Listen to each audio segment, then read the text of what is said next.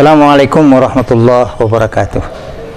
Hamdan wa syukran lillah, salatan wa salaman ala rasulillah. Saudara-saudaraku kaum muslimin, para pendengar sekalian, langkah hidup yang paling baik itu ialah meneladani Rasulullah sallallahu alaihi wasallam. Meneladani Rasulullah ini merupakan bahagian daripada iman kepada Rasul itu sendiri. Apanya yang kita teladani? Apakah pakaiannya atau perangainya? Jadi, kalau kita disuruh meneladani Rasulullah, kita tidak hanya meneladani pada pakaiannya, tetapi kita meneladani perangainya. Salah satu daripada sifat utama yang menjadi perangai dari Rasulullah SAW itu adalah siddiq. Memang ada 4 ya sikap-sikap utama Rasulullah itu. Ada yang disebut siddiq, ada yang disebut amanah, ada yang disebut fatanah, ada yang disebut tabligh. Tapi hari ini kita hanya bicara soal siddiq. Apa itu siddiq? Siddiq itu bahasa kita jujur. Jadi sifat utama dari Rasulullah SAW itu adalah jujur. Kejujuran ini adalah ladang emas kehidupan. Kenapa?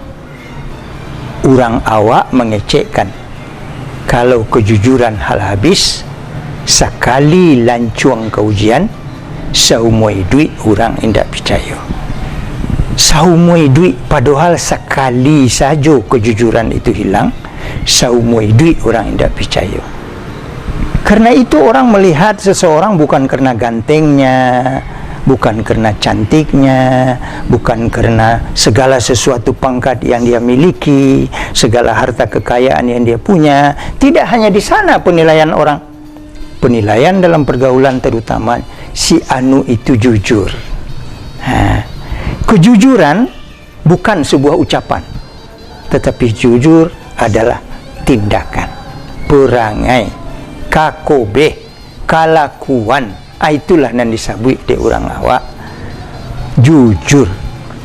Nah, kejujuran ini adalah tambang emas di dalam kehidupan kita. Jujurnya Rasulullah itu ada pada 3 hal. Pertama, sidqul hadith, jujur ucapannya.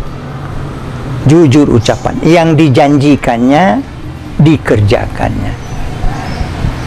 Inilah yang sekarang sangat sulit dan mahal harganya di negeri kita.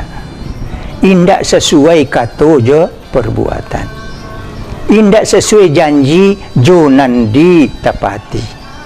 Nah, kalau pemimpin memiliki sidqul hadis, sesuai janjinya dengan yang dilakukannya, pemimpin yang tersebut pasti disayangi oleh orang, pasti dipilih oleh orang kalau awak kasatuju di pemilihan.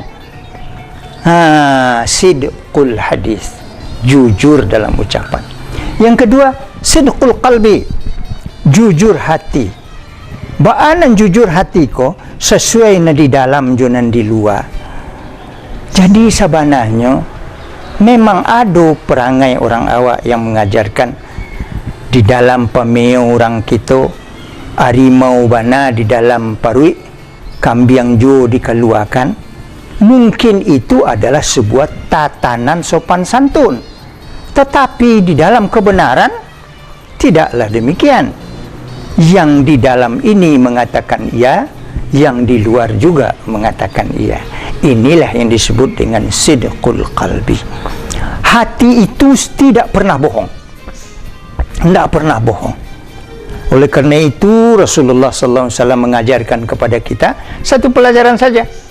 Apa pelajarannya? Tabassum li wajhi akhik laka sadaqah. Wajahmu yang manis, senyummu yang cerah kepada sahabatmu itu merupakan sedekah. Ketahuilah, kita tidak bisa senyum kalau yang di dalam ini sedang rusak. Kalau di hati itu sedang sakit, disuruh senyum, pencong senyum itu. Nah, oleh karena itu senyum itu adalah merupakan hal yang memperlihatkan sidqul qalbi kita. kebenaran hati kita. Dan yang terakhir, kejujuran Rasulullah terletak pada sidqul amal, kebenaran, kejujuran di dalam amal perbuatan. Dia suruh orang, dia iringkan. Dia bawa orang, follow me, dia dahulu. Tetapi ada orang yang menyuruh orang saja, tapi dia meninggalkan. Akibatnya apa? Suraunya langang, musajinya jauh. Nah, oleh karena itu dari sini ke atas, mari kita lakukan sidqul amal. Kembali kita kepada kejujuran yang diajarkan oleh Rasulullah dalam meneladani perangainya. 3 itulah yang diajarkan beliau.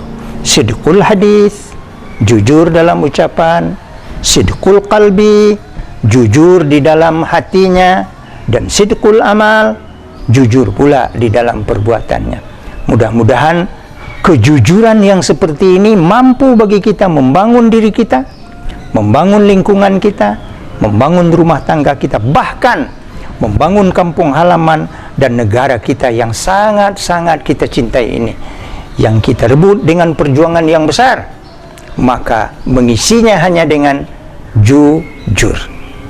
Jujur. Jujur ucapan, jujur hati, dan jujur perbuatan. Mudah-mudahan kita semua diberi kesempatan oleh Allah untuk sampai ke sana. Billahi taufiq wal hidayah. Wassalamualaikum warahmatullahi wabarakatuh.